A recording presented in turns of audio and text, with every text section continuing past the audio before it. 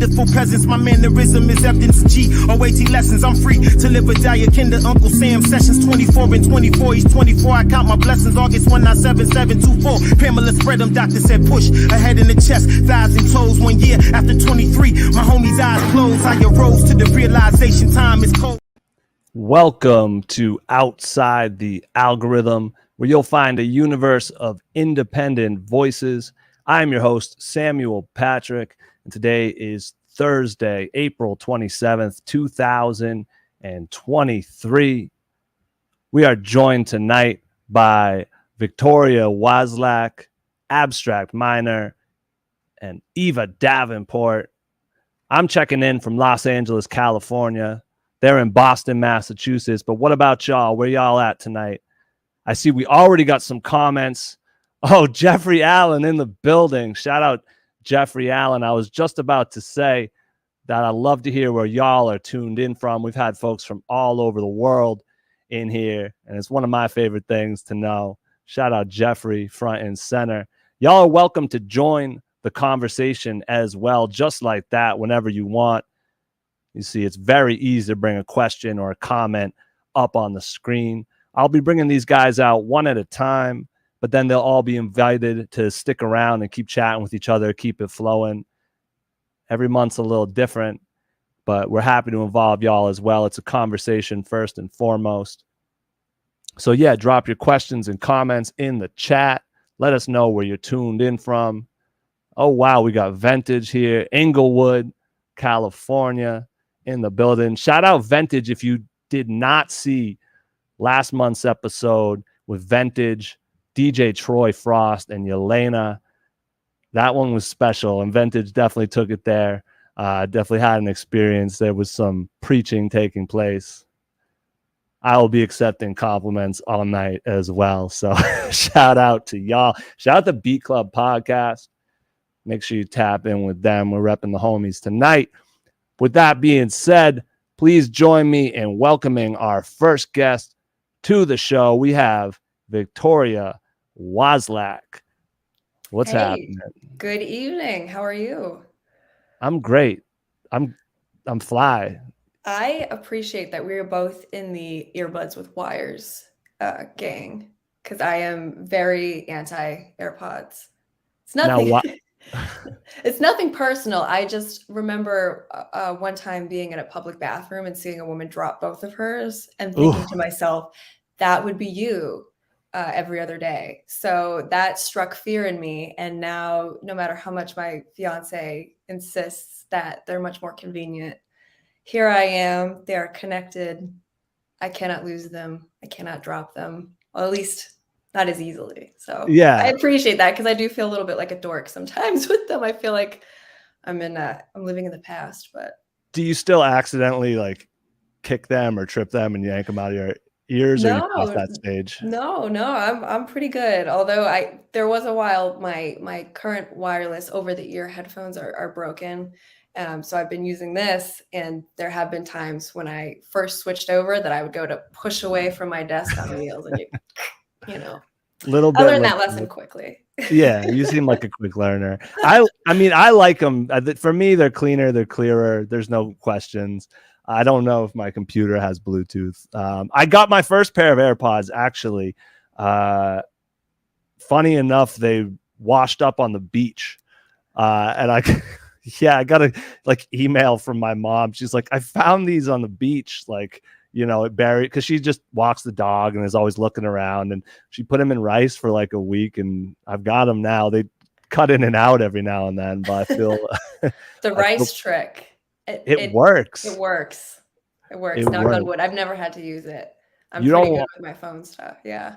Exactly. I personally haven't either, but we know it works.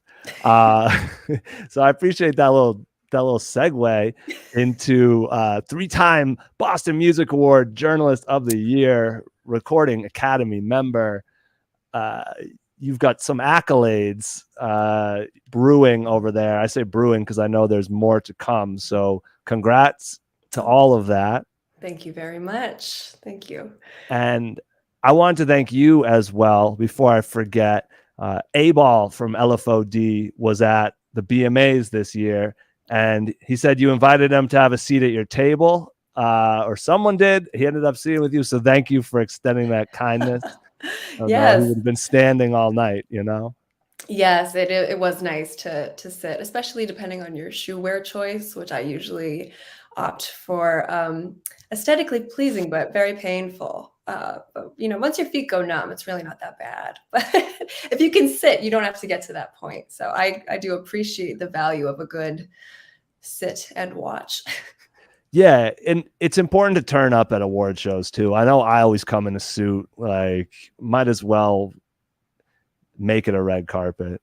Oh yes, yes. I dug out a pair of lace bunny ears that had a lace veil over my face, kind of hoping to be incognito. And it was funny seeing people's reactions because in hindsight, there were some people that said, "Oh, that was you. I couldn't tell who that was." And then the other half of the people said to me, "Yeah, no shit, that was you. That's the most you thing to wear." That was like like a sign pointing at you. I didn't think about it that way, but I do love dressing up. It is quite fun, especially when you work from home. You don't really have a need to. So when you do have to step out, you go all out, even if it hurts a little bit. Yeah, it's worth it. It's worth it.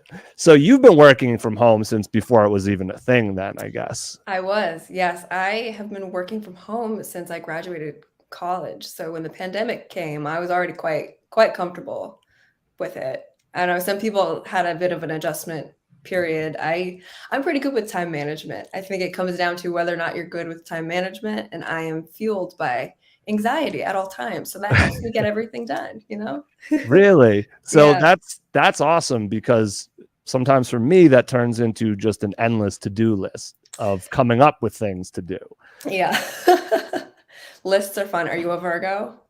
No. No, Virgos love their lists. That's all I know. I make a lot of lists too, even though I'm not a Virgo. So I'm really contradicting my point right now, actually. Are we going to get into astrology? I feel like Eva has the astrology game Yes, a save lot that when for we get her. to her. She will definitely talk about it much more eloquently than Let's I see if will. she can predict our signs when I it's her know. turn. We'll see I what she know. can do. I want to hear And do you have, I've actually found, to be honest though, that with freelance stuff, with music, with everything, time management is one of the most important skills. So now that you've brought that up, do you have a tip for folks that are just swimming in projects, I guess, because it can feel like there's so much coming at you and so much to do these days?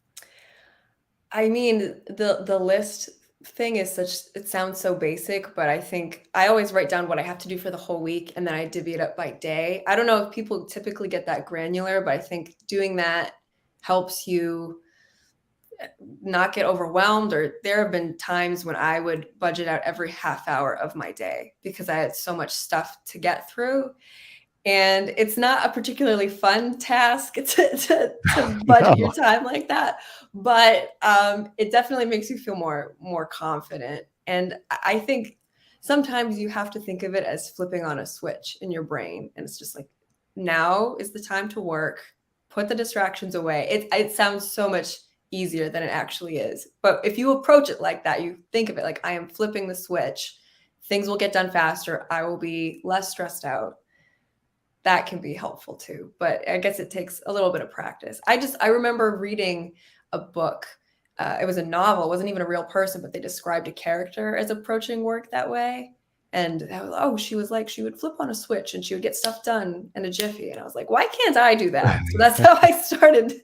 That's how I started approaching things. And then it must become almost habitual, like breathing, I mean, it's still sometimes I'm like, okay, stop looking out the window. That the lead sentence to this article is not out the window. Yeah. For me, for the writing stuff, it's just like get a draft out and then fix it later. Yeah. Sometimes you just have to throw words on paper and then make sense of it afterwards, because if you wait for it to be perfect the first time, you will be staring out the window until it gets dark out. Yeah. It's the same thing with music and any creation, I think, too. Just like you got to go for it and figure it out. And shout out my guy Algorithm C in the building. He always throws the trophy emoji. I really appreciate that always. And then, so you've been writing. Were you? It seems to me like you're a writer first. Is that fair, or are you a music fan who loved it so much you started writing about it? Well, I guess I am a writer first, but when I decided to become a writer, I had the intention of writing about music and culture from the beginning. When I was 16, I wanted to be a biologist, actually, pretty much up until I was 16. I would kind of change my mind about what I wanted to do, although marine biology, I've said this before, I do believe there's a parallel universe in which I am a marine biologist studying sharks, my favorite animal, and I'm very happy. But when I decided I wanted to write for a living instead, the intention was always to write about music and culture, but especially music, because in my mind, it was something I wanted to talk about and keep up with anyways. So why not get paid to do it? Why not? Hey, 16 is pretty early to know what you want to do. So salute to you for that. I am blessed. I know a lot of people who still are not 100% sure. And I don't know what came over me. I guess I just realized that biology was fascinating, but it wasn't creative. And it's not something I wanted to do every day for the rest of my life. And I feel like my undying passion for Lady Gaga also pushed me over the edge, because it's like I just wanted to talk about, this was around the time Born This Way came out, right? So she's still on fire, but she was on fire in a different way then. The hit after hit after hit after hit, you could not avoid her. And all I wanted to do was talk about her and talk about the symbolism in the You and I music video and break it all down. And I honestly, actually, I'm realizing this now live on air. That might have had a huge part to do with it, because I just wanted to talk about all the Lady Gaga stuff, among other things. But she was a main theme on the blog that I had when I was 16, which is under a fake name, and I hope no one ever finds. It's not that good. But yeah. It's funny. I was wondering if Gaga would make it into this. Just like a light perusal of your social media pages becomes pretty clear. And then you talked about the bunny ears, and I almost compared it to a Gaga thing, but she made her way on. Yeah, she has a very iconic look from 2009 in which she wore bunny ears. See, this is how deep the knowledge goes. Yeah, every once in a while, I'll be in a conversation with someone that I don't know well, and I don't know what I'll say, but something about Gaga, and they'll be like, "Oh, do you like Lady Gaga?" And I'll look at them, and I'll say, "Are you being silly right now? Like, are you mocking me?" Because I don't know if I've told you this, like if you genuinely don't know, or if you're making fun of me. Yeah, it's a disease. It's a disease. I talk about what I know, and that's what I know. That is so appreciated. I would much rather someone talk about what they know than what they don't, to be honest. Like, it's so simple. But so Gaga inspired you, or maybe like set this into motion. I'm curious what your motivation today is as a journalist. Like, what do you hope to accomplish with the work you're doing, both for yourself and for, music, I guess, as a whole? Well, there's a lot of layers to it. I mean, at the simplest level, it's to get music into the hands of people who would not have it otherwise. But a lot goes with that, because I'm not just saying, "Hey, here's a new song, listen to it." Usually I'm saying, "Here's a new song. Here's what the artist had to say about it. Here's what it means to them." And sometimes that can be something that is trivial and fun. It's just we had a pandemic and nobody could dance for 2 years. So I wanted to make the best dance track to play the second the clubs reopened. But sometimes it's about things that are serious, racism, sexism, homophobia, transphobia. And what I really want is for readers to better understand and appreciate the music with the context that I am bringing with it through the artist's voice. I let the artist speak for themselves, but I package it in a way that breaks down the context so that maybe they understand an issue that they didn't understand before, or they can appreciate a song in a way that they would not have been able to if they did not have that context. Because there are so many albums you think about that are just great on their own, but then when you learn the framework behind it, you appreciate it so much more. And so I think those things are what is on my mind, what are on my mind every day. And then also just to point out successes and failures when appropriate. Successes for, Vonuland has the Boston Thriving column. It's exactly what it sounds like. It points out the national and global successes of artists from Boston and New England. And then when I say failures, I do not mean artists. I mean ways in which artists are being failed, or the music industry is being failed, and pointing out problems, things we need to address. Because at the end of the day, I think people forget, journalism is here to educate people. And that's what I want. That's what I want. One of the best compliments someone has ever given me was, I always learn something when I read your work. And that hit me in a way, it moved me in a way I did not expect. It really meant a lot to me. So I want people to walk away knowing something they didn't before, whether it's silly and fun or whether it's serious and they're able to look at the world differently. That was a very long and deep answer. No, I love it. And it's true about the education. We could do a whole separate podcast on media, especially the cycles that have been happening recently, where, the goal wasn't education for quite a while. And now we're flipping back to where there's no money in clicks anymore, so now it's, how do we provide an actual value to people that, they're interested in. So I appreciate that. Thank you. And the context is really important, because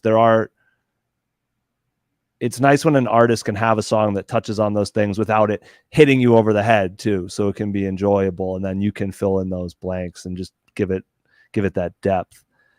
I was going to ask as well, and shout out Franklin in the building. I don't know if that's a hand raise because there's a question or a wave. He's just saying hi. That's my fiance. Oh, hello. Well, if you have a question, we're calling on you. So you're welcome to throw out question or a fun comment. Would you, now just for you too, I appreciate you did touch on everything, but where do you see yourself as a journalist? Like, when will you sit back and be like, yes, this is where I wanted to be? I am now. You're already there. I am happy with, I have plenty of goals that are very far away. But I have said before, I think if lightning hit me today, I would be happy with what I did. I think like 17, 16-year-old me would be really happy with who I am now. Because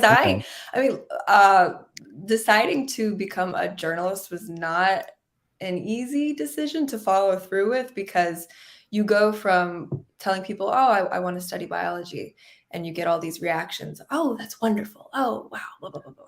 And you're going to make a lot of money. And then you decide you want to be a writer and you want to be a journalist. And then it's suddenly, isn't print dying? And are you worried about that? Do you have a backup plan? And I knew the money was bad. So I was a teenager, and I knew that this is what I had to do. This is what I want to do with my life. I want to write. It's not negotiable. It's not an option. It's what I have to do. But it is very terrifying because the security is not there. It's not guaranteed, like financially, how much you're going to get paid, if you're going to get paid, if you can get a job.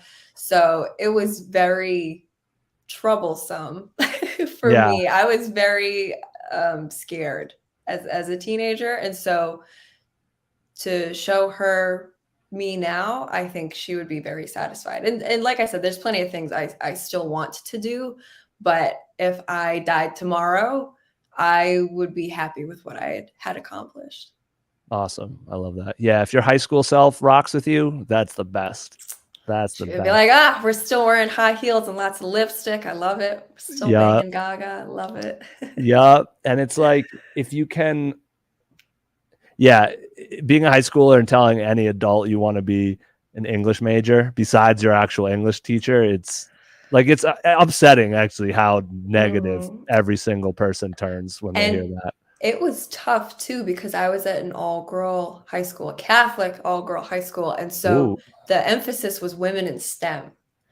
And that is clearly where they put all of their effort. And that's what they wanted for everybody. And don't get me wrong, we need more women in STEM.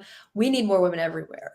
And so once I decided that I wanted to be a writer, it's like a lot of people's attitudes shifted, shall we say, at school. And it was not the most fun time, especially when they made it seem like being in STEM was the be all and end all, the best thing you can do with your life. And it is a great thing you can do with your life if you want to. Right. And are you going to meet Lady Gaga doing STEM? Probably not. I mean, maybe. I don't know. There's a plant species named after her, I think. Is there? Yeah. Yo, you really do know everything. I remember that specifically because in Spanish class, I took Spanish all 4 years. And in the more advanced classes, you would have to come in and share a piece of news. And that was one of the pieces of news that I shared in Spanish, was a fern, I believe, was named after her because the scientists thought it looked like her Grammys, one of her Grammys outfits. Yeah. Wow. So influential. So influential. So maybe they got to meet her. Who knows? I hope you get to write the biography one day. Oh, I hope that's you. That would be an honor. You've convinced me just talking about it. Hey, but now I do want to talk to some other folks too. But you have so much I wanted to touch on here. So you got into it with Gaga. You came to my attention because at a certain point you started paying attention to Boston hip hop and writing about Boston hip hop. So I'm just curious what swung your gaze that way and what has kept it there.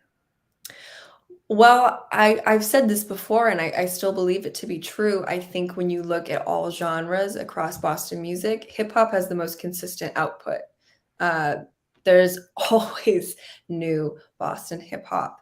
And it just became really apparent that was, I'm not sure what the right word would be, but that was the prevailing. I don't want to make any genre sound like it's better than another one, but that's what you see the most of. And I spend an unhealthy amount of time on social media looking for Boston and New England music. And that was what kept coming up. And I think it also was just a matter of the longer you do this, the more people you know, and the more people you know, you follow their Twitter feeds, and then they share their people's stuff. So it mushrooms from there. So I think it was really got to a point where Boston hip hop was heating up more so than usual. Emphasis on that, because I don't want to make it sound like this is a new phenomenon like some people do. It's not new, but it was really, really extra catching fire. And I was just at a point in my career where I was meeting more people, expanding my network, learning about new artists. And it's really amazing. I get frustrated when people say, oh, where do you find new music? Go online, literally follow 3 artists. And if they're supportive artists, they'll be retweeting 5 other artists' stuff every given week. You follow them, then those people reach, it all adds up and it builds. So I think it's a combination of those 2 things. And also, just at the end of the day, Boston music is Boston music, regardless of genre. So I want to write about all of it, but I think you cannot deny that when it comes to, if someone were to tally up all the Boston music releases per week and analyze them by genre, break them down by genre, hip hop's going to be the one that has the most numbers. It's so frequent. It's impressive. It's awesome. I'm here for it. And I'm glad people are waking up to that reality, because I think it's been clear for a couple of years, but it's taking some time for people to let go of the idea that Boston is only a rock city. Yeah. Because people really love to hang on to that. Aerosmith, Yeah. And shout out to, yourself and other journalists that have done a big part. I know like Amelia's done some great stuff at WBUR writing about, this part of the scene is literally racist and keeping them out. It would be a different city if you would just let it. And like you said, there's a lot of that ground's been covered a lot in a lot of places. But I appreciate you swinging that in that direction. And we're happy to have you, writing about these artists. And we actually I was about to transition. Algorithm C has a question for you. Can you read that? Or Yes, I do. Yes, I can. How do I feel about ChatGPT? Well, thank you for the question. First of all, I appreciate the thought. It is a little bit eerie. Actually, the other day I was talking to someone and they sent me an article and they said, "Does this article seem weird to you?" And I looked it over and I said, "Yeah, this is off. This is weird." And they said to me, I think a bot wrote this, but it was not presented as such. And it was just, it read like a bot wrote it. It read like a very smart bot did some really advanced Mad Libs to write about music. And it was just eerie. And how do I feel about it? I mean, I would be lying if I said it wasn't a little creepy, but I'm sure there's good applications for it. There's always good applications for everything, right? I think we just have to be thoughtful about how we use it, because it would kill me to live in a world where these robots are writing these articles instead of real people. And when a robot, as smart as it is, writes an article, if there are nuances to the music, like I was talking about earlier, I don't think it's going to nail it. Or even if it talks about it, I don't think it's going to have the appropriate amount of sensitivity and respect for the seriousness of some of these topics. So I guess my bottom line is I just hope we use it for the right things, because there are some things you just can't substitute humans for. So that's true. A very dystopian thing to think about. It is. It's like every week more people talk about it. It's exponential. It's. I keep saying eerie, but that's just the perfect word for it. It's eerie. It's funny because I know he asked you, but I'll quickly give a 2 cent here. It kind of ties back to earlier about, the click or view driven journalism. Some of those were basically Mad Libs to begin with, and the people, I know there were people writing them, but it was basically, we need to have this amalgamation of SEO keywords and this and that, and we just get this. So I think it's kind of what happened when you have this is across industries where they kind of try to turn people into robots to begin with, and eventually that, I hate to say low-hanging fruit, but like that type of stuff is going to get picked up. But hopefully the actual genuine writers will be safe from it. It would be my hope. And we can get lists all day from the computer. Find the balance. We just exactly find the correct balance. It's the modern questions for 2023. What is the appropriate amount of AI? I mean, I just think it's crazy that I have to look at photos on Twitter now, and I actually ask the question out loud: is this AI? The Pope jacket got me. Yes, it did. I didn't think. I thought he was, because sometimes like European, like sometimes they have access to different designers. Yes. The Pope jacket got me. I'm not gonna lie. If you're in the right climate, you might need a coat like that, but you still want to look respectable because you're the Pope. Yeah, and that got me too. I feel a little bit better jacket, now. My fault. The papal jacket. Yeah. As someone who went to a Catholic school for 12 years, I appreciate. I also am a confirmed Catholic. I don't know if you're confirmed, but I've done the Catholic school. Okay. Confirmed. The whole shebang. So let's go. Vicky, this has been great. I do still have a long list of questions, and we might need to chop it up again in the future, but I appreciate you getting us rolling here. Of course. Do you think you're going to stick around, or are you going to get out of here? I will make room for the next person so you can fully devote your attention to them the way you courteously offered to me. So And I want to give them that. But thank you so much for having me. This was awesome. I would love to come back and talk about all the other stuff we didn't get to. And thank you for making me feel comfortable. I'm not on camera very often, so I always get a little wigged out. We wouldn't have known if you hadn't said it. So thank I you. appreciate that. You're always welcome here. Hit me whenever. I mean that. And I say this to everyone. Also, if there's anyone else we've talked to here or there, anybody's invited to reach out to me. I'm happy to connect the dots. Maybe stick around to see if Eva gets your sign right. Let us know if you're in the comments. I will stay in the chat. I will leave the screen, but I will stay in the chat. Well, thank you so much. I appreciate it. Sam. And we'll talk soon. Sounds good. All right. Victoria Wasylak, everybody, make sure you tap in with her. She's at Victoria Wasylak on Twitter, at Vicky, VICKI_writes on Instagram. Before we move on to our next guest, I get to make a fun announcement. We just launched our first ever membership drive here at LFOD Life. We first launched our membership platform last year, and I'm proud to say, a lot of y'all jumped on board, and it's been real cool. It's been a learning process, and we're now gearing up for our new membership drive. You may wonder what that means. Well, our members get exclusive content.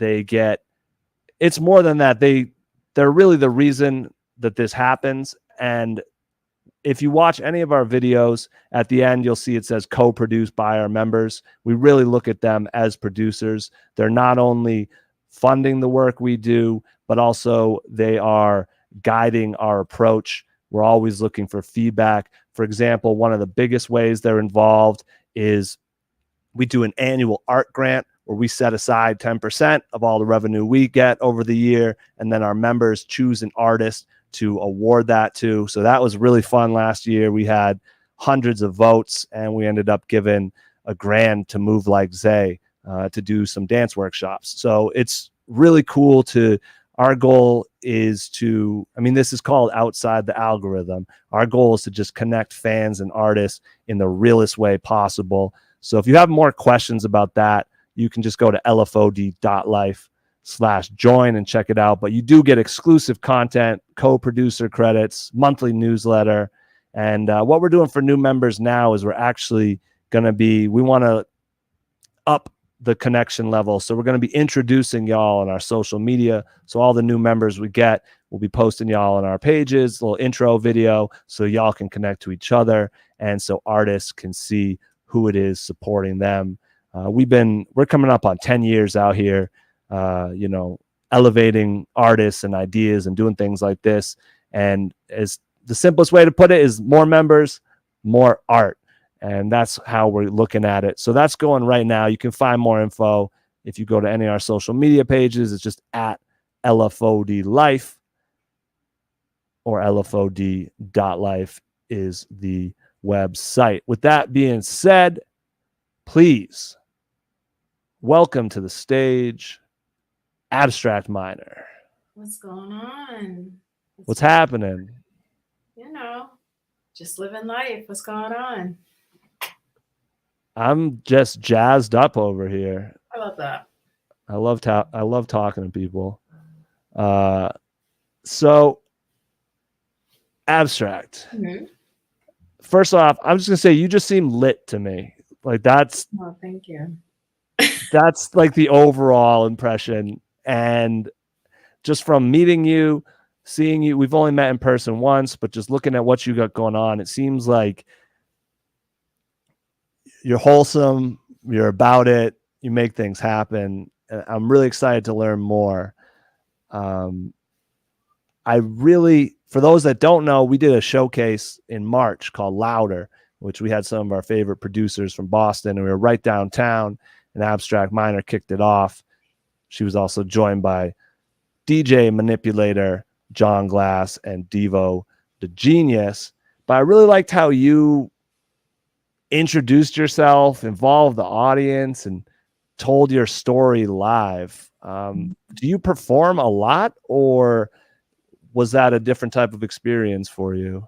So the funny thing about that is you can say I've been coached.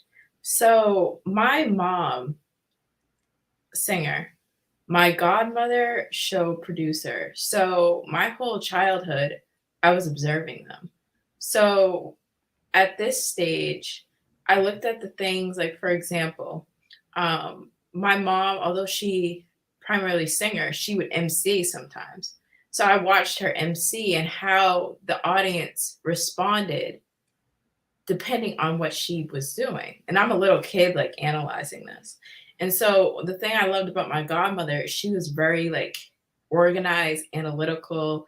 Like she would observe things that you didn't even know she saw and heard things. Like she would sit in the back of the room while the show was going on and just like you would just see the shadow. And then once it was over, it's like you needed to work on this, this, this. And she would already have the next show planned out. It was amazing. So what I've been doing now that I'm coming out as an artist rather than just a producer is really just taking in all that knowledge I got when I was young and applying stuff that I already see that people love about me. And just like, this is Bianca, like this is Abstract Minor, the experience. You're getting all of me. So you said coming out as an artist. Yeah. And I know you came out as a producer, like out the gate. You've been out here producing. I felt like I heard some singing on older tracks as well, but are you saying the new sound is going to be starkly different, or is it just more something behind the scenes that you've been going through? So the thing is like before it was just, I would just do it. It wasn't like, oh, this is something that she does. It's just like the vocals are there, but the whole entire project is that. So that's the difference. I've never done like a vocal project before. The whole entire, so it's finished? See, I have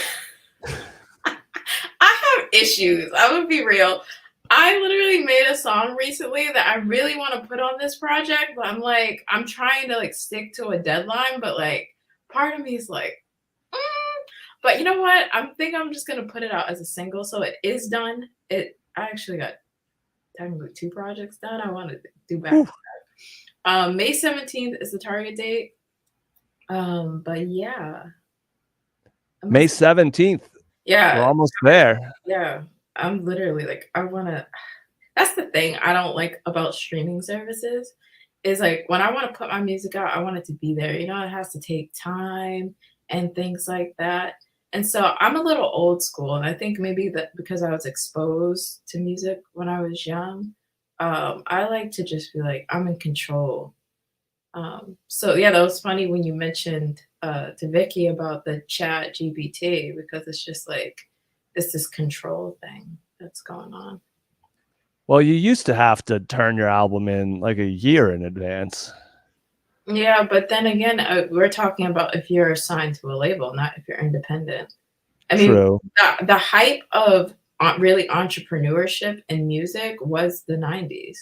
That really laid the ground out for you to create a platform where you're not subservient to anybody. Yeah, you could just get published in the Zine or the Zine. And that's right. I mean, when you look at moguls like Jay-Z, like you might not like his music, but you have to respect his hustle because he did it from the ground up. Same thing with Master P. He was selling his mixtapes in the back of his car. You got to respect the hustle. Birdman, he literally got a bunch of the young, rappers and created a whole collective. I mean, RZA, he signed to a label, but essentially he could have done that on his own if he had the ecosystem. So I just respect innovators when I see them. I'm with it. Yeah. And I think that's what hip hop brings to the table is a lot of the quote unquote moguls, came at it from both sides. I mean, you can go back to Russell Simmons, you can go all the way back to the beginning. They're like, we're going to do clothing too. We're going to do this part too. Oh, and we're going to go platinum in the streets, like first, I love that. So was SoundCloud like your peak era? Like, is that what you want? No. That's the funny thing. I'm like, the thing with SoundCloud is like, I've had 2. That's the funny thing. So before everybody knew me as Abstract Minor, I went under my actual name, Bianca. So there was the SoundCloud for Bianca, in which like I had a whole different audience base. And then when I did this Abstract Minor rebrand, and that's the funny thing about the Louder set, is that was the only time that me and John have done a show since my first show I've ever done. Really? The second time. And we're both always in, like, it's so weird. So I thought that was funny. But yeah, my first show as Abstract Minor, that was my first time like establishing myself, and he just happened to be the other producer I was doing a set with. That was my first time meeting him. It's my first time meeting a lot of people that have like really supported me. So I just like huge shout out to like you said, Beat Club Podcast, Producers United, Bridging Gaps, Sean Patel. Like, oh my gosh, Mind Spray throwback. But they showed me so much love my first show that I felt like the headliner. They were introducing me to the headliner, like, you need to meet her. And I was like, oh my gosh, this is amazing. And it's been consistent since. So it's like, really, people just respect me. I do put my music out, but I put it out in different ways. Sometimes it's SoundCloud, sometimes it's Instagram. I listen on Bandcamp. So Bandcamp. I love Bandcamp because that's where Cordial Invitation is. Goes to me. Exactly. No, it does. Like, that's the way you support artists. When like Bandcamp is, to me, the only one that's really stayed to like traditional culture. Like, you know, they have all these opportunities to uplift artists. So I always like to put my music really on there, but also it doesn't have that audience. And so that's where I feel like Spotify has its benefits. But yeah, I just need to share my music a lot more. But a lot of people rock that my shows, like, that's where you really get to hear all this stuff. And then, yeah, it's like, so go to Abstract Minor show. I got a lot of positive feedback. I was running around like crazy that night, so I didn't get to catch the whole thing. I was in and out, but I got a lot of feedback that was very positive. That's great. And speaking of first shows, I've heard about your first show. You were like, they had to sneak you in, right? I heard you were like 15 years old. Oh my gosh. See, that's why you can't let people tell the story. I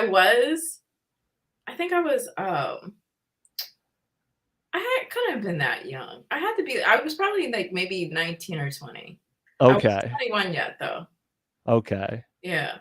But oh my goodness, 15. I look like a baby, that's all. That's what they said. They're like, yeah. She was a baby. That was the exact response I got. They're like, they didn't come out. Unfortunately, I don't want to air them out, but they're like, I remember seeing her. Like, wow, she must be a monster now. I was like, she's pretty good. She'll be there March 10th.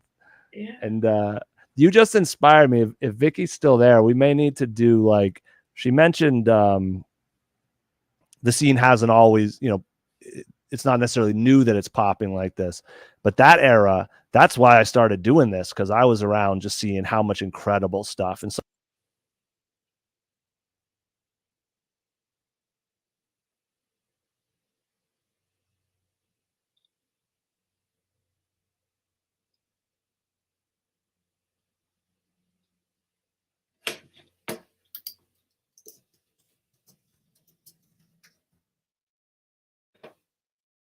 Technical difficulties. I can't hear you, but can you hear me? Mic check. Okay, let me do this. Abstract Minor back? Can you hear? Okay, I can't hear you though. That's disappointing. Oh, I can hear you a little. Am I good? Oh, yeah, you're back. Yeah, that was weird. You just said your browser lost connection with your mic. Blah, blah, blah. I don't know what just happened. When did I cut out? Because I just like said right when you started talking. Oh, no. Let me go back. So I was saying that era, I mean, there's a big reason I started doing this. Like, that era was crazy. There was so many artists and so much talent out and so much going on. And that's a story I'm looking forward to telling or being told, or, being a part of, sharing that and connecting those dots. And then you mentioned Sean Patel. I mean, he was almost like a slept on plug in Boston. Like, he could make you go viral. He had the SoundCloud algorithm figured out early. And if he tapped in with you, you get 1 million plays, no problem. And they were real people. Yeah. And he was just there hanging out at Wonder Bar. Yeah, Sean's a beast. He's great. But yeah, that was a good time. Those days, the stew, all that we could, and that's one thing I've been trying to bridge. Yeah, what I've been on a few times. You said what? I did the stew a few times. That's where a lot of people, that's the second time I was in a public forum, was the Stew Beat Showcase. They were incredible what they did. And it's funny too, that was a conversation I was having a lot at that show. Was a lot of newer folks on the scene think stuff just started happening, because a lot of stuff got wiped out with the pandemic, and a lot of shows didn't come back, and they're like, oh, we're the first people to do stuff. And then it's interesting to talk and be like, so at that show it was a lot of people who were like remembered and like, damn, no one's throwing shows like this anymore. And then the younger crowd was like, I've never been to a show like this. And I'm looking forward to having those bridges created where, we really turn up, because things have been bubbling for a decade, I'd say. Yeah, definitely. I mean, we have one of the most vibrant scenes out here, and that's amazing because it's Boston. And I don't think people recognize that. They want, I don't know, something else, but I'm like, you go anywhere else, you're not getting what you get here. But the funny thing is like, we definitely need to bridge the gap. Because I mentioned one time I was talking to somebody, it was a younger person, and I mentioned like some of the, groups and things that they're like, yeah, those are the OGs. And I was like, OGs? No. I love the OG title, but I don't feel that yet. But yeah. Well, the other thing is it's a venue thing. Only being able to play at bars, you have this cutoff where half the scene bubbles under 21, yeah. And then you have the 21 plus crowd, and it's really interesting. But you're right. You go almost anywhere in the country, and they would kill to have a scene like Boston's. Mm-hmm. Besides New York, LA, Miami, Nashville. And yeah, Houston, think about the Atlanta. place you just named. You see how small little Massachusetts is to come on. That's what I'm saying. That's why we need to give appreciation to like all the people you named. Like, we literally created this. It's crazy. It's cool. Yeah. It's cool. It seems like people are interested now in doing the research a little bit more, which is cool. And I support it. And it's an important conversation. But I want to talk about you. You mentioned your mother. I love family collabs.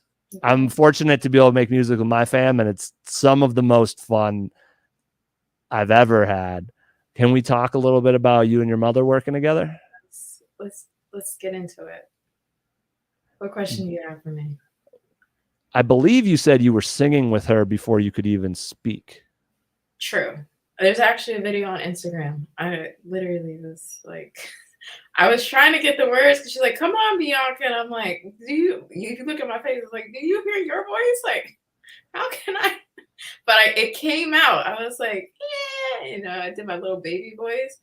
But yeah, I mean, I'm singing before I could talk. And so the funniest thing was when my mother was pregnant with me, when she was performing, I used to do like somersaults. And she was like, oh my goodness, like you would be driving. Like, I'm trying to like do this gig and you're like I can't breathe. But music has always, I think it's because it's like my first language when you really think about it. So that's why I always say when people are like, oh, that's your passion, I'm like, it's more of my rite of passage. Like I was in studios, like at 3 rehearsals, like part of the band, like they'd be like, Bianca, you ready? They would give me my cue and I would be the band dancer and I was dancing. Like that was my thing. So I've been doing this for a while. So were you doing, I've only heard her recorded work on your beats. Were you like background singing, doing harmonies. Have you been on her records, or did you invite her into your world? So the thing is my mom, I kind of like, it was like an equal thing. I can't remember exactly how it started, but I was definitely encouraging my mom to get back into her passion of singing, because she took a step back to, raise kids and do that whole family thing. So she completely stepped out of that. But I'm like, my mother has a beautiful voice. So it's like, okay, she started just like recording some songs, and I seen her like using this software, and the software had like little loops, and she was just taking like the loops that were just naturally in that whatever DAW and just recording some ideas. And so then I was like, oh, let me just like try putting together different loops. And I was like, oh, I'm pretty good at this. So I'm like, let me do the research into making beats. And so I found Reason, and I bought Reason, and we have Shout out Reason. Yes, I've been Reason since day one. I haven't You left. still on it? Yeah, all these beats Reason. Good for you. I can't, like, the interface of others just doesn't, that's the one that matches me. Perfect. But yeah, I picked up Reason. So we went on a family trip to Nashville, and I didn't leave the hotel room because I was like, I'm going to learn Reason and make the best beats ever. So you guys can go do whatever you need to do. I'm not leaving.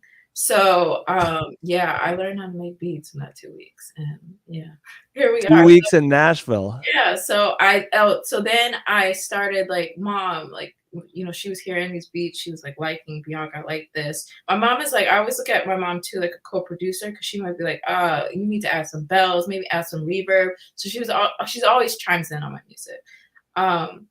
But I kind of was like, here, mom, like, let's do some songs together, and she jumped on stuff. So it's really just like natural. It just came together. That's cool, because you have a very, I want to make sure I say this right, but you have a very like beathead aesthetic, I'll say, to your beats. And it's interesting to also picture like an elder vocalist chiming in and being like, can you like distort that a little bit? Like, what if we move the snare out of time or something? But that's cool that she's able to contribute to those, because I wouldn't have guessed that she was adding to those pieces as well. Yeah, I value my mother's input, especially because I wouldn't be a musician with, like, this is because of her. Like, so it's like, that's our, like, that's the umbilical cord. So it's I always listen, Yeah, and we're getting some more love for Reason. Algo, do you use it? Let's hear what DAWs people are using, because Reason is rare. I know Arc uses it, and I know you, and I might know one other. I think Flip was using it for a while. I don't know. It's rare. It's rare. So that's dope. And based on how you're describing your approach to things, you seem very analytical, and you'll get to the bottom of things. It's not surprising to me that the rest of your bio is, Boston While Black summits.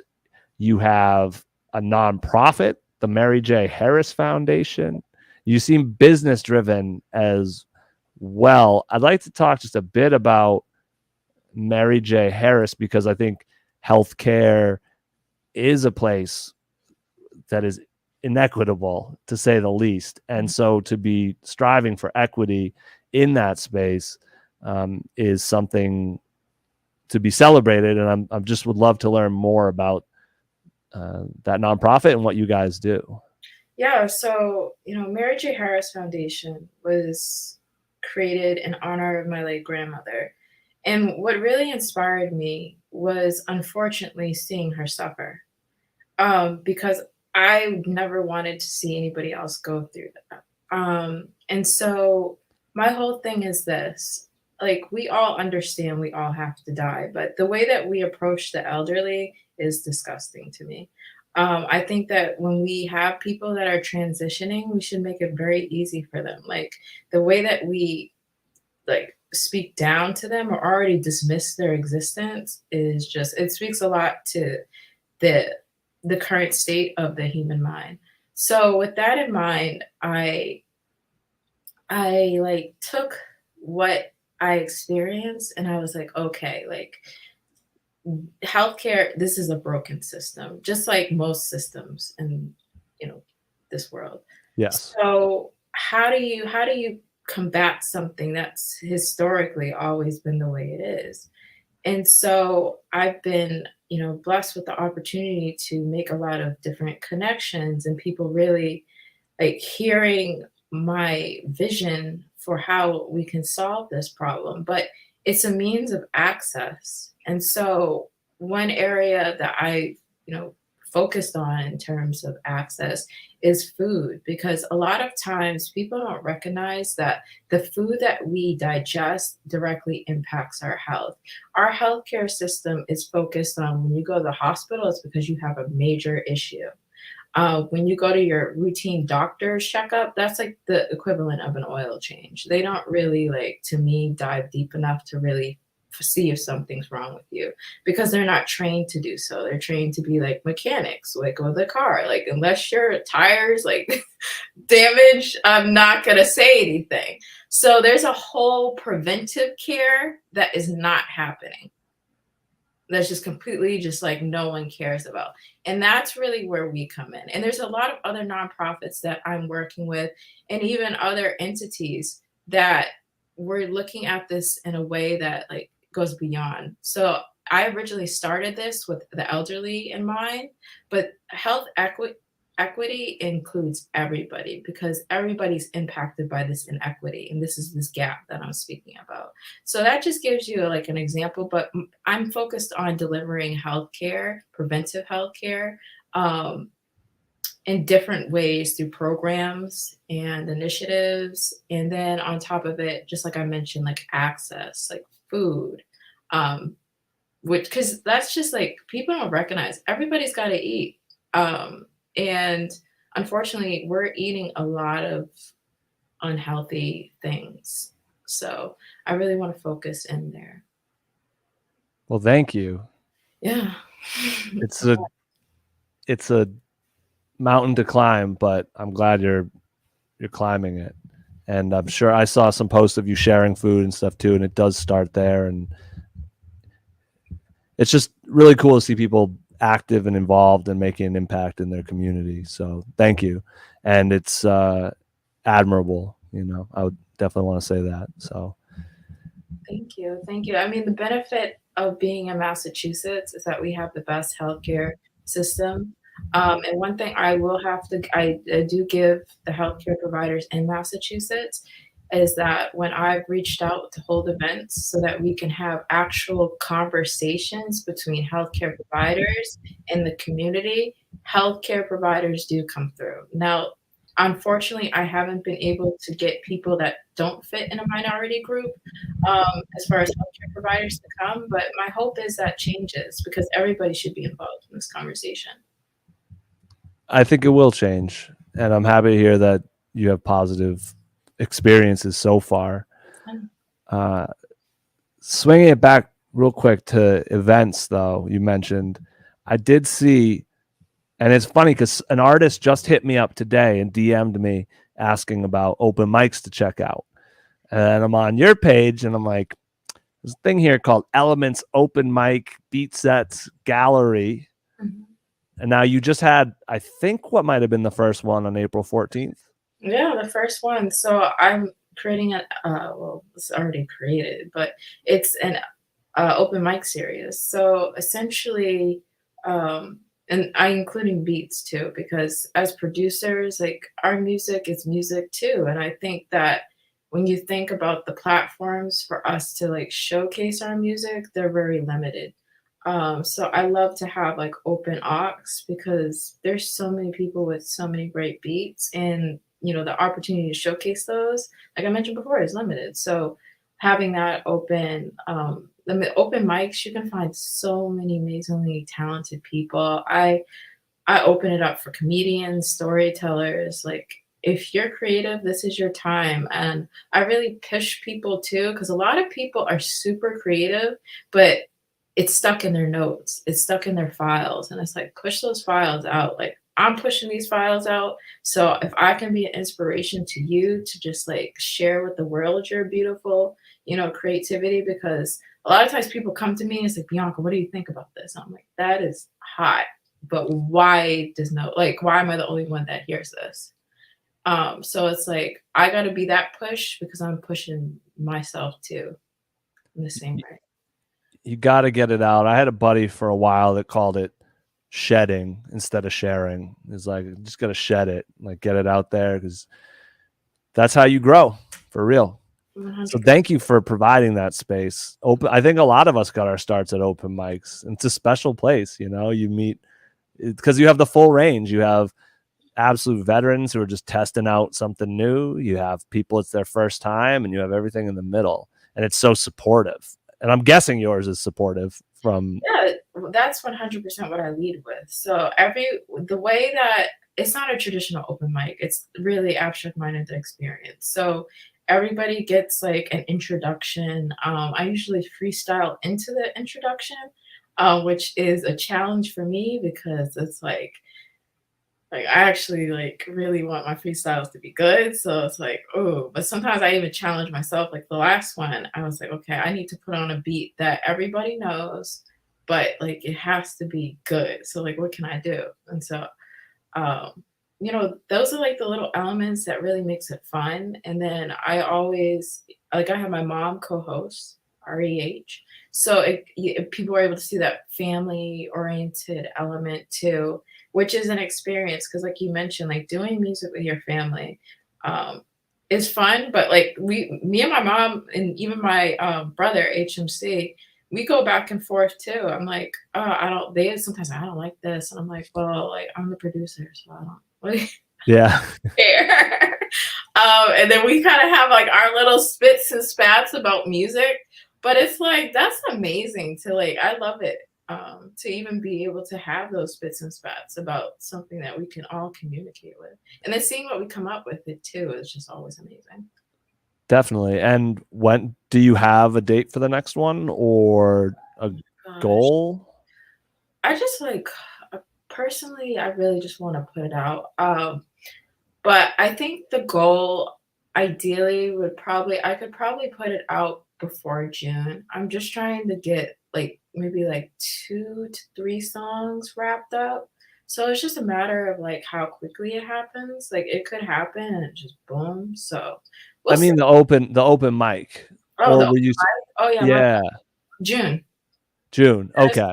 Fine. Yeah. And I do my open mics at art galleries. So it's definitely a great mixture too. Like you get to see different art that's hanging up by amazing artists from Boston. So you definitely get the elements. And that's really the whole idea about it.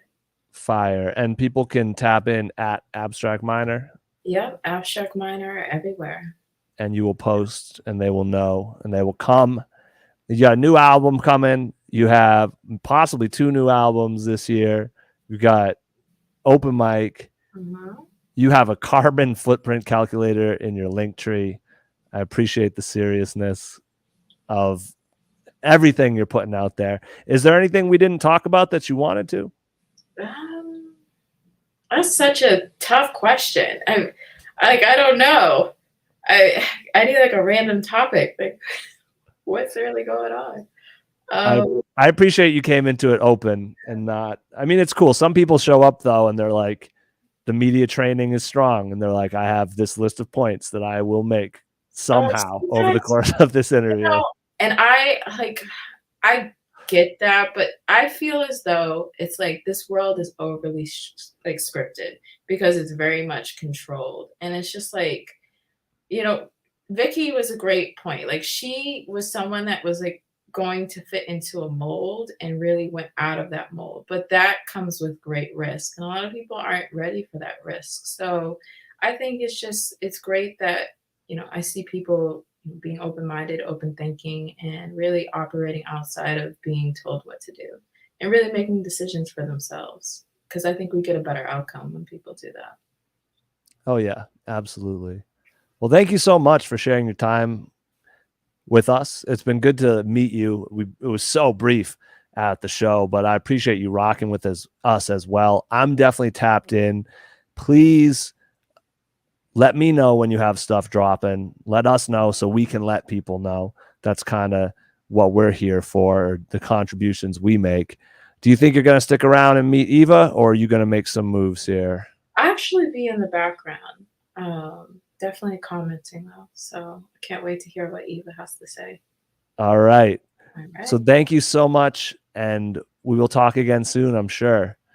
Hey, see you. Peace. Bye. I got to be on my promo game tonight, though, guys. We do have this membership drive going. If I didn't pitch it hard enough last time, it's real simple. Right now, we're giving y'all a lot of free content. We're putting out a lot of, I call it content just because, I mean, we're doing interviews, we're making music, we're doing ciphers, we're reviewing records. We got a lot, we're throwing shows. There's a lot going on.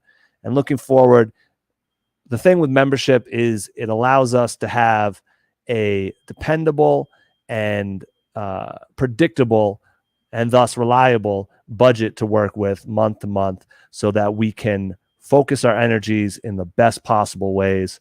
For example, right now, I might be trying to make sure our website's working, emailing developers, doing this and that. And the time I'm spending doing that, I'm not interviewing artists. Or I might be scheduling social media posts. And the time I'm doing that, I'm not shooting music videos, or we're not doing whatever.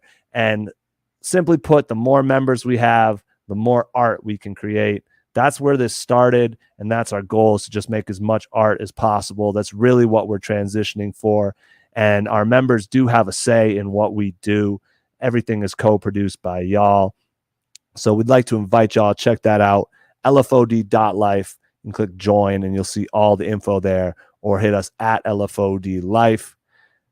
Another key example is, maybe if we had a producer on here, I'd be a little quicker with putting things up on screen because, we do pay people that work with us as well. We're not all here it's based in love, but we're looking to add some currency to the mix is really the simplest way to put it.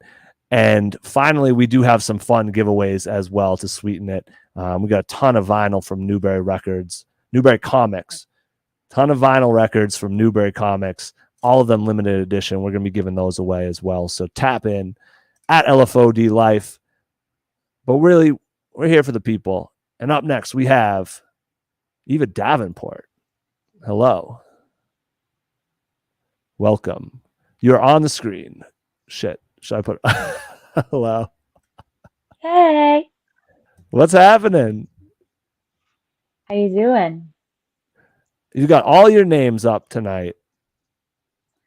All my Ashanti, names. Eva, Isis. Yes, I do. Yes. Do you? I'm actually going through a transition period right now of reclaiming my names. So my full name at birth is Ashanti Eva Isis Juanita Davenport. And up until I was 5, my whole family called everyone called me Ashanti. But when I went into the school system, my family, I guess, just thought that Eva was easier to pronounce. So I love all of my names, and I want to continue to keep them all with me, but really reclaiming my name that has kind of been hidden for some time.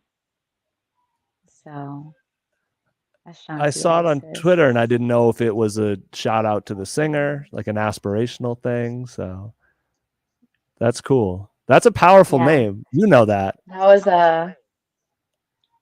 I do. Thank you. Yes. Yeah, Ashanti is a tribe in Africa and West Africa. So Well, I mean your it's full beautiful name, even. to my full name. There's so many different meanings to the words. My parents really, my mom, shout out to mom and dad. They really they really put a lot of love into the name, and um, that definitely translates into why I feel like I'm here, and also what I'm sharing through music as well, and how intentional and meaningful words are to me. Like words are everything to me. So I think they definitely put that there. That's awesome. Yes. I'm really happy to hear that. And I support you on your journey to reclaiming them. I have a homie who I don't know anyone else who's done this. I thought it was pretty cool.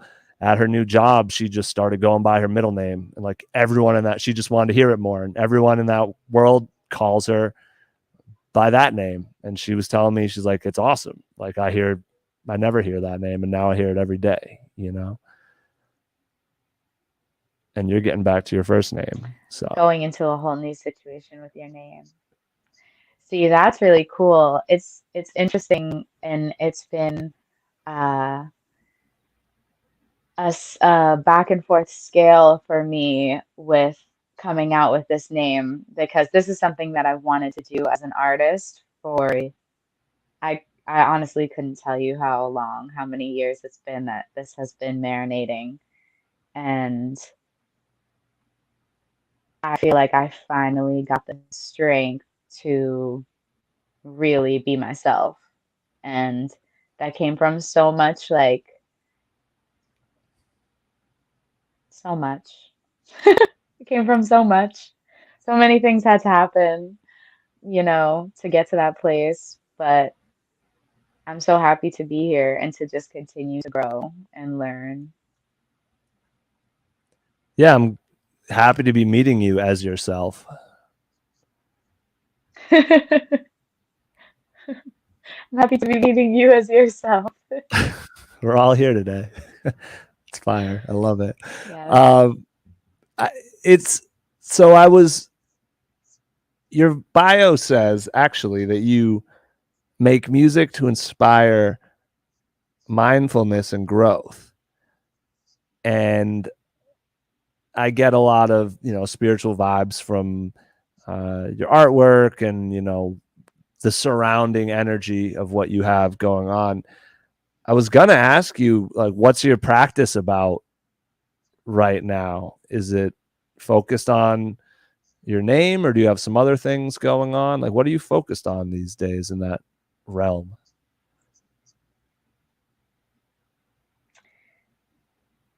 I'm focused on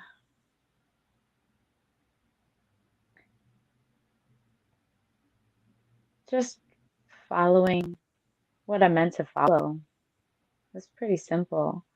But there's a lot going on within that. I would say I'm focused on creating these music projects. I am focused on creating these songs, finishing them, working through them in the best possible way, being as creative as I possibly can be, having fun. I'm focused on really being playful with creating, because in the past I've kind of put myself in a box and thought of how to package myself as a business, and thought of that so strongly that I didn't allow myself to explore other creative outlets that I enjoy, like dance and um, photography, like being in front of and behind the camera, um, creating and packaging everything from photo shoots, merchandise pieces of art that are going to be put and printed onto something else, or like whole entire events. All of the above. I just love creating and putting all the pieces together. And when it comes to community and art and music, there's just so many places that my mind goes to, and so many ideas and things that I want to bring to fruition. So I'm just allowing myself to do that. and do it in the most authentic way. And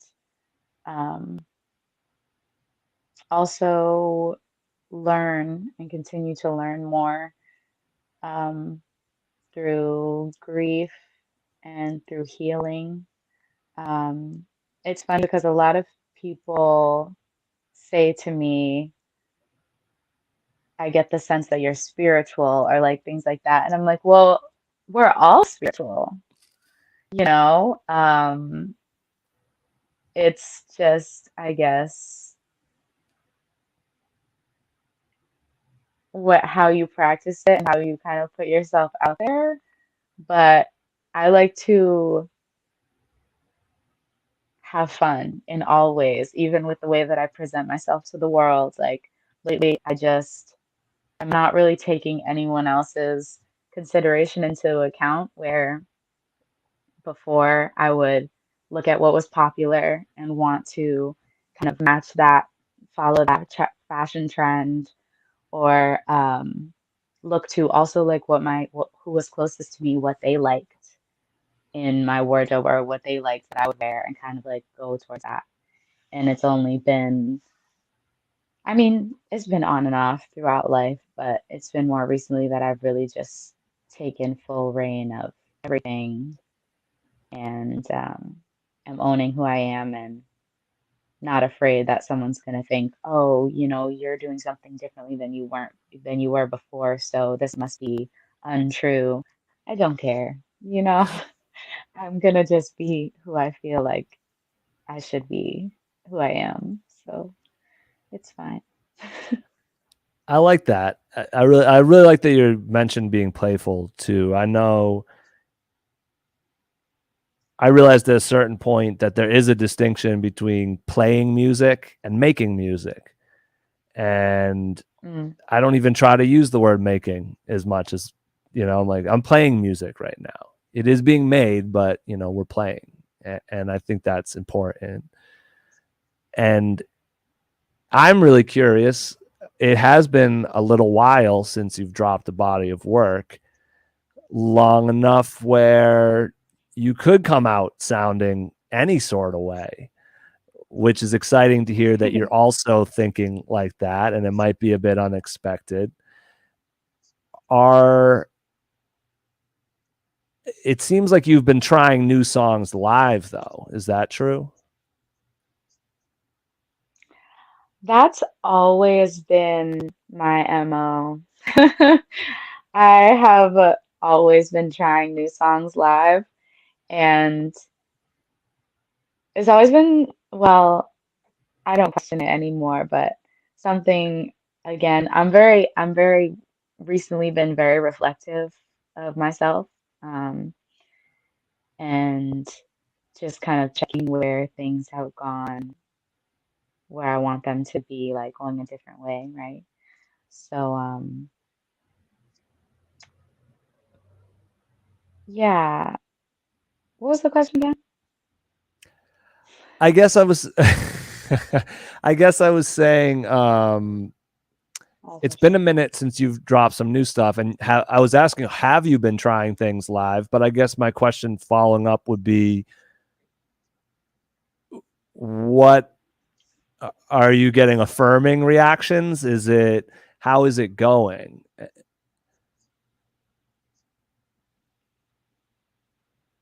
It's going really good.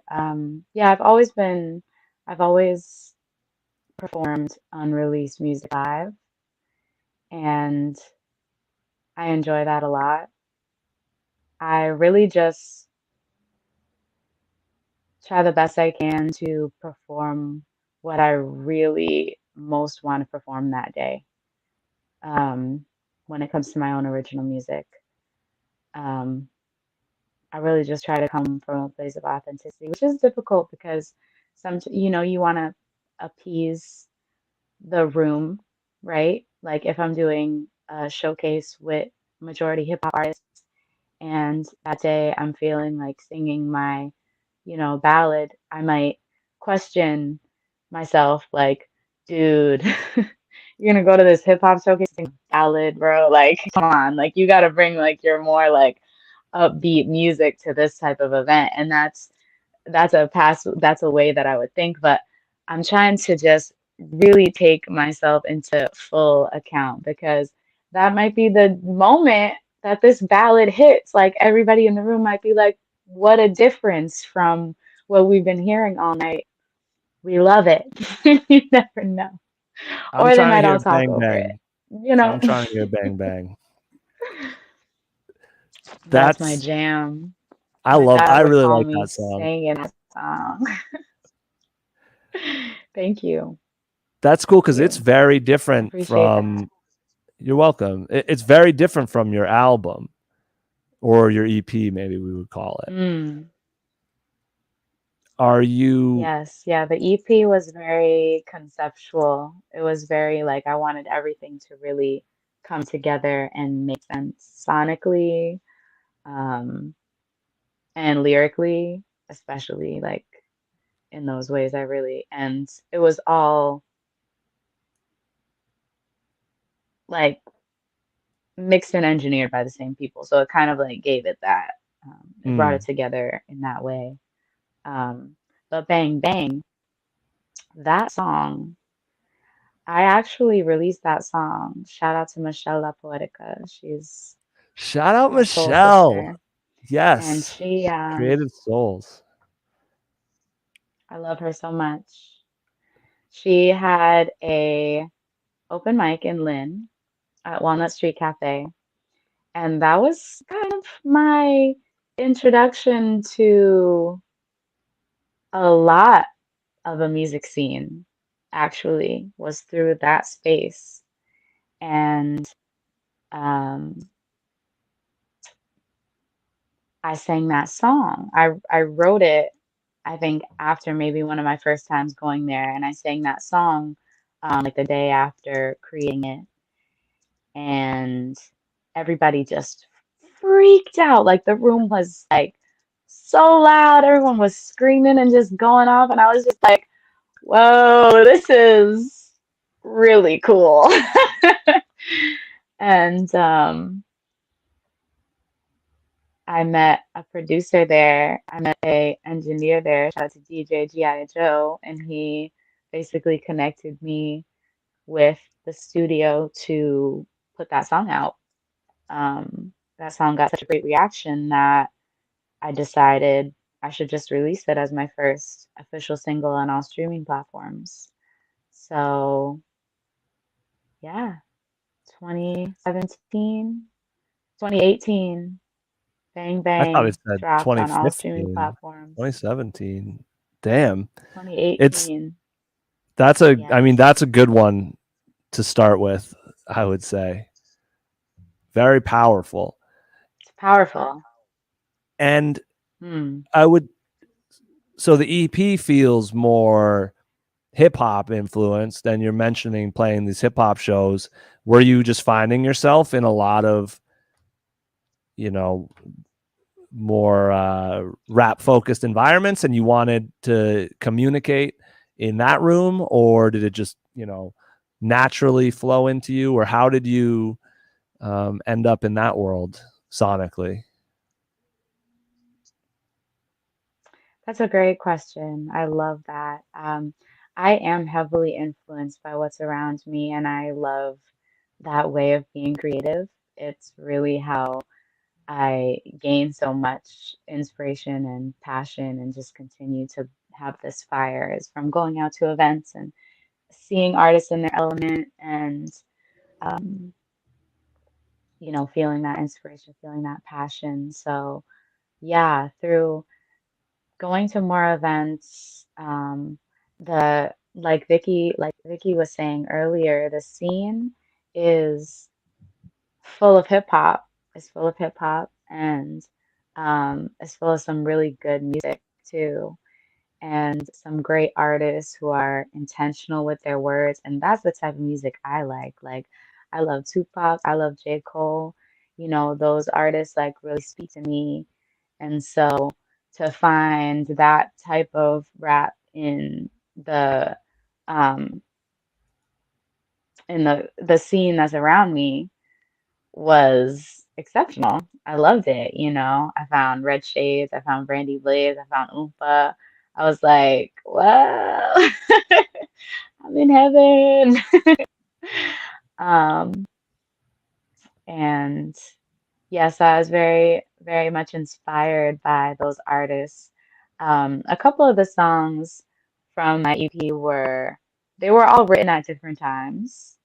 Um, I can't, I can't believe I can't remember at this moment. Oh, it was Vibe. It was Vibe, and I think Vibe was the only song that I actually wrote to add to the EP. Everything else was already written, already its own singular project, that came together as a part of the project because it was all on concept, right? It was all music that was giving the message that I wanted this first EP to give, which was, you know, I'm the type of artist. Hi, everyone, basically. Hi. Hello. I'm the artist who wants to help you to get out of bed and like write a song. You know, today, if you're feeling down, like, let's just get out of bed. Like, let's just get out of bed. That's the first step, you know? Let's like heal from And our those are traumas. literally Like, the let's talk about lyrics. it. You know, that's me, you know, that's my vibes. So I wanted to give that nice introduction to the world with that EP. So yeah, all the songs on there really helped to do that. I'm so thankful that It those felt like songs you were talking. came through. Felt like you were talking to yourself a lot on it. Like, What did you say? it did feel like you were talking to yourself a lot on it. Like literally saying, "Get out of bed, write a song. What are you doing today?" Like, do you listen back? Is it like, is Oh that how you yeah. get out of bed? Sometimes you're like, okay, you left a message for yourself 5 years ago. Here it is. Remember. It has been. And you know, I mean, the album is literally titled Letters to Self. Um, But also, you just got me real emotional because I was actually having a great conversation earlier today with a new friend of mine and just like getting a little teary-eyed because they were asking me about my past and like what's been going on recently. And my father passed from COVID 2 years ago, and like there was Condolences. moments where I thank you where like I would hear that where I would hear handle it. And I would just bawl. I would just cry and cry. And it's so beautiful to, you know, have my art out here in the world to be able to even help me out sometimes and like know that it's done that for other people too. So that's the point. That's what we're doing. That's why we're here. You know what I'm saying? It does seem like, and That's even why we're some of here. exactly. I'm sorry, I don't know the name of it, but you do have the one song where you're talking about, you know, a girl whose father wasn't there and not seeing her graduate and these things. I'm guessing that wasn't you, but maybe it Yeah, that was was. about my sister. Okay. Oh, okay. So That I was love about my that sister. it was okay. Yeah. I love that you're writing Yeah, that's for, lesson. That was sorry. Am I on a delay for you? I think I'm on a little bit of a delay. we're a little bit. Yeah. Okay. I'm just saying, I love that you're writing for everybody to get through those days. And some of the songs were heavy, but Mm. it felt like they were written with that intention of, I know someone's going to have a hard day and I want to, offer them some solace, maybe. It's one of the most important things. We got to keep getting up and pushing towards our passions. You know, that's why we're here. So, yeah. It's very true. Yeah, I love the delay. I didn't know at first. It took me a second to figure out that we had a different delay than the other people, because I was like, she's really just taking in all my words and thinking through. I appreciate that you're also having thoughtful responses, but it's I want to say too, so it feels like a big part of, or at least a notable part of how you stay grounded is you even have a video on YouTube about connecting with nature and grounding, and I was wondering if you have a spot in Boston, like a little piece that you maybe wanted to share with the world, maybe not your secret spot, but a good spot where someone in the city who's like, I want some of that, where they can just go and reset. Wow.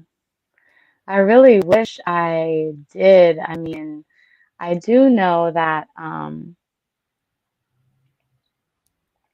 really like the spot like near the it's on Soldiers Field Road near the exit to Brighton, one of the exits to Brighton, and across from where Boston Calling was one year. And there's like kayaks. That's a really chill spot. I like that Okay. spot. Yeah, I like finding nature spots. That's a good spot though. It's not too crazy full of people. 'Cause I was gonna say by the Charles River, but that's always like so full of people, which is not. I mean, that's wonderful too. Um, But sometimes you just want to but I reflect, know it's more difficult to find places without people in Boston. Yeah. Yeah, Word. for sure. That's a good question. So thank you. Oh, I got that twice in one interview. I'm feeling myself now. You do have a show tomorrow night, right? At the District in Providence. I do have a show tomorrow night at the District in Providence. Yes. It's gonna be a great, great show. Shout out to my band. Um, yeah, got Derek Shout out Jones to the on band. drums, got Tony Irons on guitar, got Bobby Butler on keys, key bass. They're Let's go. magical. Yeah, we're gonna be doing a bunch of like R&B covers, a little hip hop, a little soul, a couple of my own originals.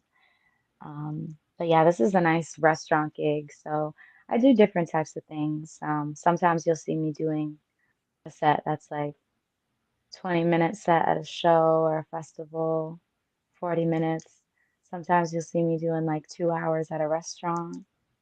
All depends. Oh, so you're there for a minute. That's dope. You can go get dinner with Yeah, Eva. With Ashanti Eva, my fault. exactly. Will you Either one is perfect. I get that feeling. So you do know your set list in advance for this one, but maybe some I put it surprises. together. Yeah, maybe. I put it together Okay. so that, everyone knows and can practice in advance. Um, and then I'll pull from whatever list I create. So just pull out songs depending. Sometimes I'll set it up in advance.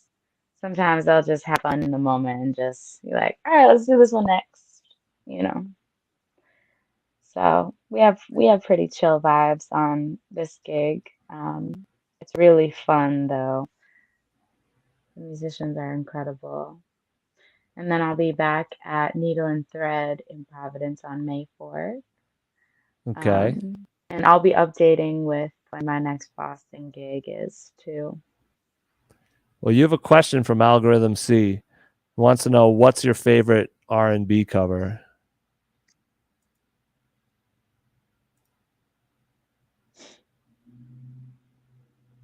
What's my favorite R&B cover? Yeah. Ooh. Hmm. That's tough.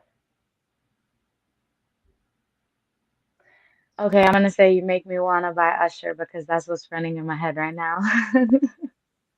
At this point, the situation's out of control. I love singing that song. It's like so cheesy, but I love singing that song. That's And then the Summer fire. Walker remix that came out, I have a lot of fun with that. But that's a very difficult question, and that is not my final answer. Okay. I can't give Well, you're welcome to break into song whenever if another one hits you. We're ready for it. Okay, cool. So the question we're kind of dancing around is we got these shows, we got this music. When is the next single project? What can we expect, Eva? This year. Okay. We can work with that. Period.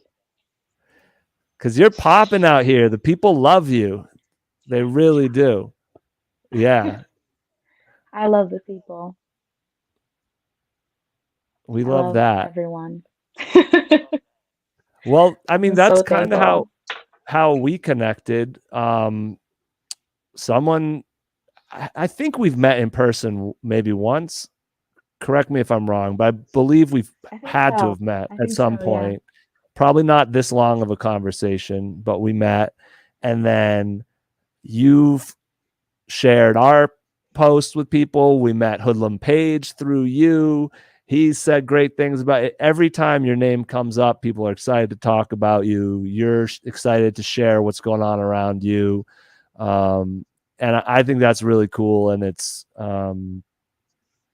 just sometimes, I'm like, cool, we're going to talk to Eva. Like, because, you just seem like good people, and I'm glad you are, and I'm glad we're having this conversation. But I know people want more music. They always want more music. So this year, I'm excited about that. And I also found out Thank you. you're doing a fashion show on May 21st. That's in Boston, right? Kick back with Kiki. Oh, that's a big deal. Yes, I am. Yes, I am. That's actually in Providence. That's in Providence, Rhode Oh, Island. It's going to be absolutely incredible. It's actually more like a fashion. It's more like a production okay. because the fashion show is also going to include different types of performances. It's going to include dance, the movement of the style of the way that the models are walking is like dance more than it is runway walking. Ooh. So it's going to be really, really cool. Yeah. Yeah, definitely secure y'all's tickets to that. Link in bio at Lyrics by Eva on Instagram. And are you walking, performing, both? Both. I'm going to be walking. I'm going to be walking, showing some looks. I'm going to be Okay. dancing. And I'm also going to be performing my own little mini set. Oh, she's doing it Really cute. all. Yeah, And yeah, you very do have a excited. well-organized This link is the in first bio. fashion show I'm doing. Really? Thank you. Congrats. Yes. Well, you said you've been And I'm stepping also doing into. African Fashion Week. Really? Sorry. Here we go. Yes, in Boston. That one's in Boston. You said African Fashion Week? African Fashion Week is in Boston. I can't remember the date right now. May 20th? Oh, really? No, Okay. definitely not. No. Definitely not. It'll be in your June bio. 3rd. There we June go. 3rd. That is LFOD Yes. Day, which you may not have known as well. Ooh, Yeah. that's cool. New Hampshire, 603. What are you guys And gonna that's where this do? all started. That's the day where we'll definitely be awarding our annual art grant.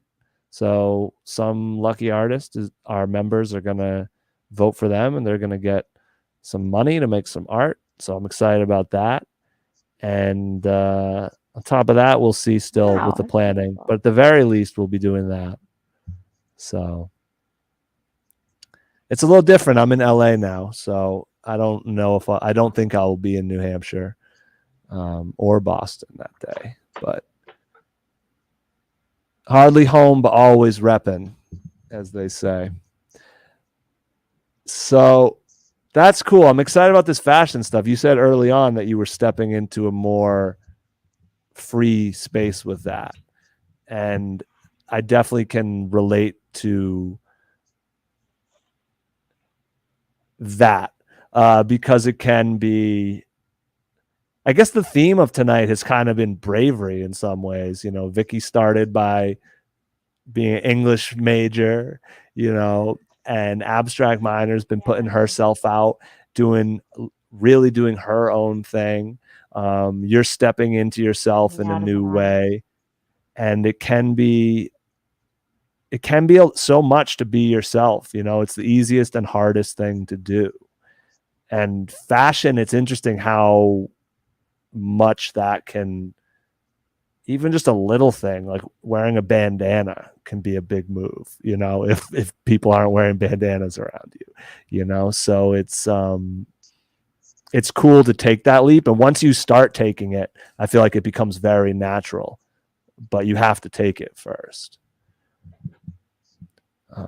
Just so many ways to express Absolutely. yourself, so many ways, endless ways.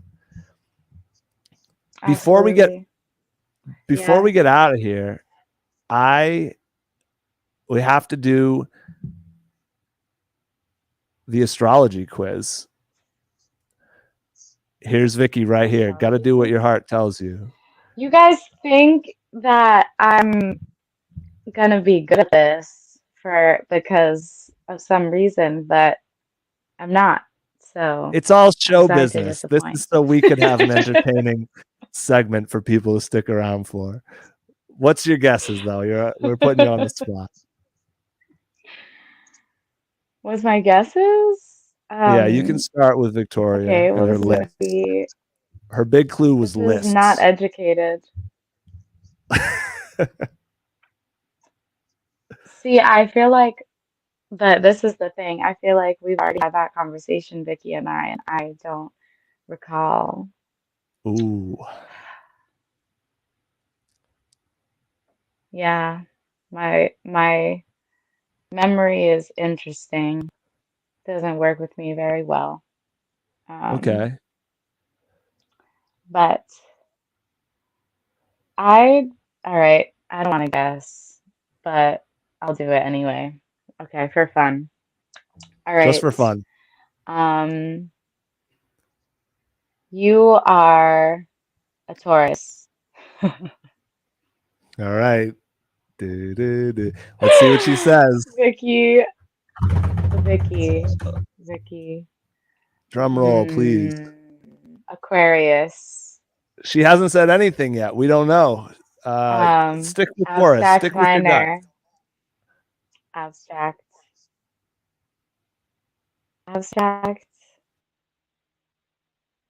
Gemini. Final answer.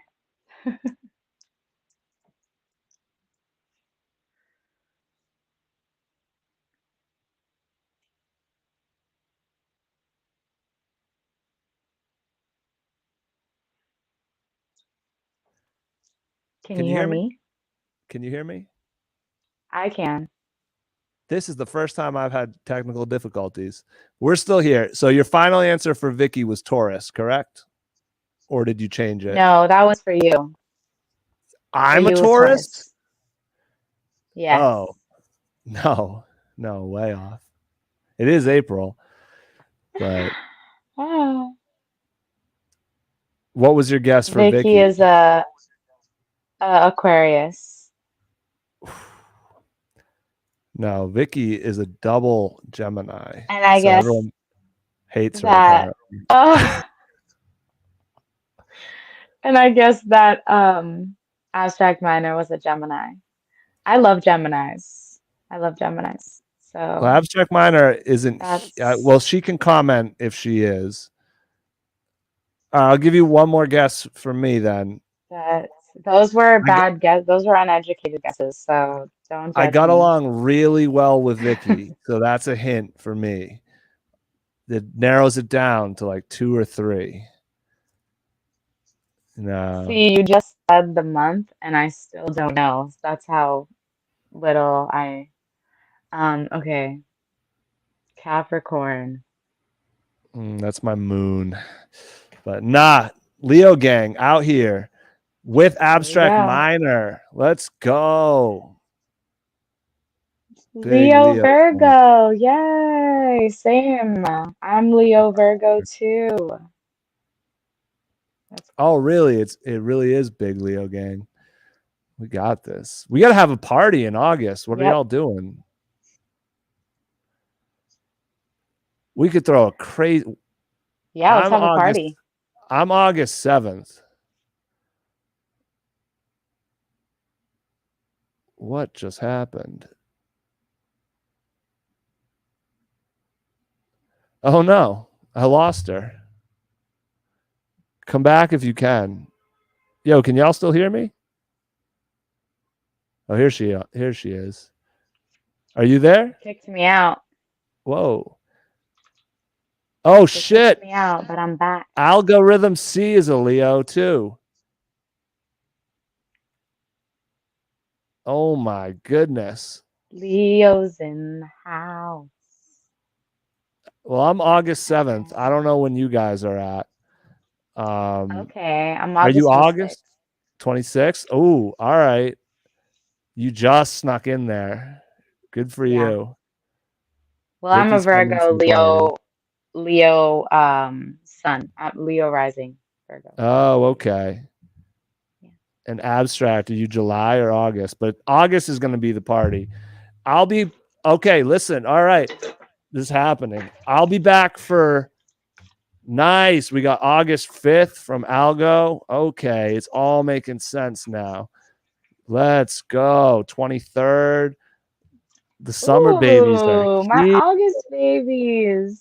The summer babies are here in the chat. So Oh, we're having a party. Yeah, no, we got to. I'm going to be back in town the weekend of August 19th for Hoop Hop, 10th annual Hoop Hop.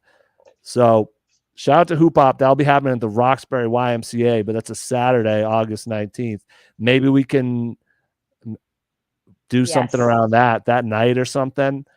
Yeah, I'm going to keep in touch with you guys about this. We're going to plan this. Perfect. And we'll do something. It'll be lit. People won't even. Absolutely. Shout out to everyone tuned in to OTA Live because you just found out about this. Y'all know about probably what's going to be the best parties in Boston this summer.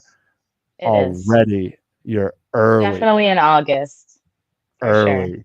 All right, we're throwing down crazy. Are you guys cool if I've been emailing you with the BCC. Are you cool if we free the emails so we can actually communicate about this? I'm going to say, like, do you mind if I put you guys all in a chain together? Are you private or you're good? Yeah. All right, that's cool. We're going to make it happen. Yeah, then. that's great. I always respect the BCC. Oh, you mean, okay, I know what you're talking about now. Free the BCC. I'm like, gotcha. Vicky might get it because like the media thing is like every now and then somebody will email every radio station in their contact list and put us all on one email.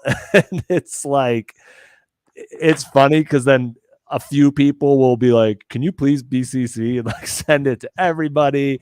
But then like a lot of people also go in and like, and I'm not gonna lie, I've done this before. You're like, cool, now I know their email. It's like a way you can build the the email list, but not everybody wants their email to be public like that.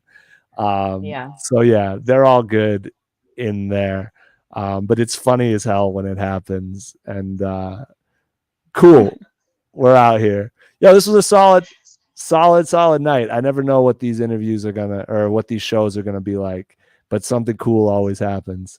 So before we get out of here, was there anything that you wanted to talk about that we didn't get to, or that you're inspired to touch on as a closing point? I'm just thankful for growth and change. I'm thankful for this interview. It was really fun. And really, really nice to connect with Abstract Minor for the first time and be so inspired. Like, you are so inspiring. I'm so excited to see you perform live.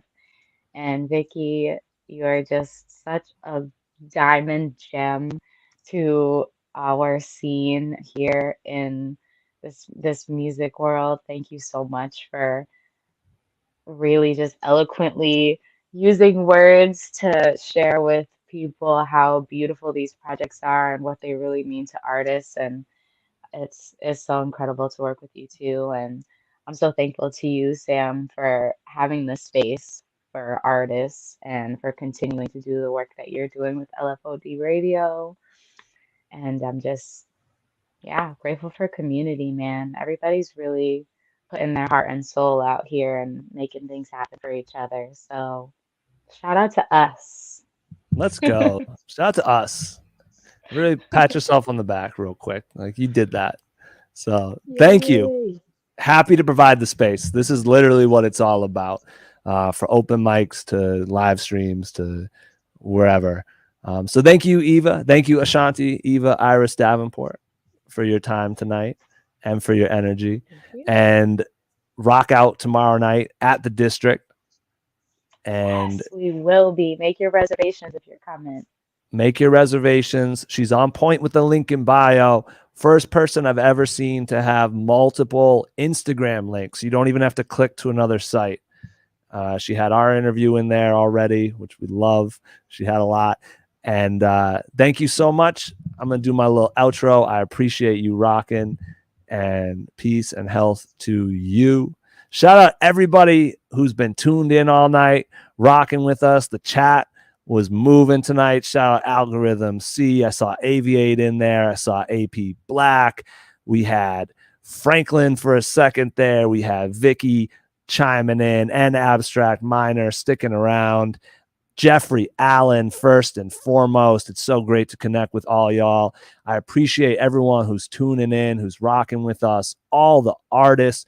This is still going to be up on YouTube and Facebook when we're done. It'll stay on Twitch for, I think, 7 days. They're always changing it, but it's on those. So if you enjoyed this, please share it with your friends, family, neighbors, whatever. Get it out there. If you enjoyed it, it's likely you know someone else who would too. Everything here is 100% organic. That's how we built it. That's how we're building it. That's how we're going to continue with things.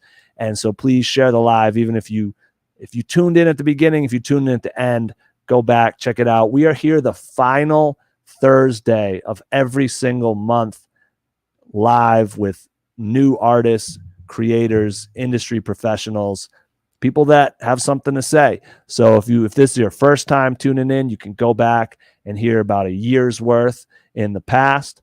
And if it's not your first time, you can go mark your calendar right now for May 25th, because that's when the next one is. We don't know who'll be here. I got a couple ideas, but you can tune in and it's going to be a good convo. And yeah, like I said, please check out LFOD.life. We got a lot going on right now, including our first ever membership drive. I'm excited to get some numbers up, create some more art, and just keep things rolling, keep elevating important independent artists and conversations. That's really what this is about, is elevating. You guys feel like these are important convos. That's why you're here, and we just want to keep pushing them. So shout out to y'all. Thank you to everybody who's been tuned in, who's tuning in, who will tune in. And yeah, we'll catch you next time. I appreciate y'all. Peace.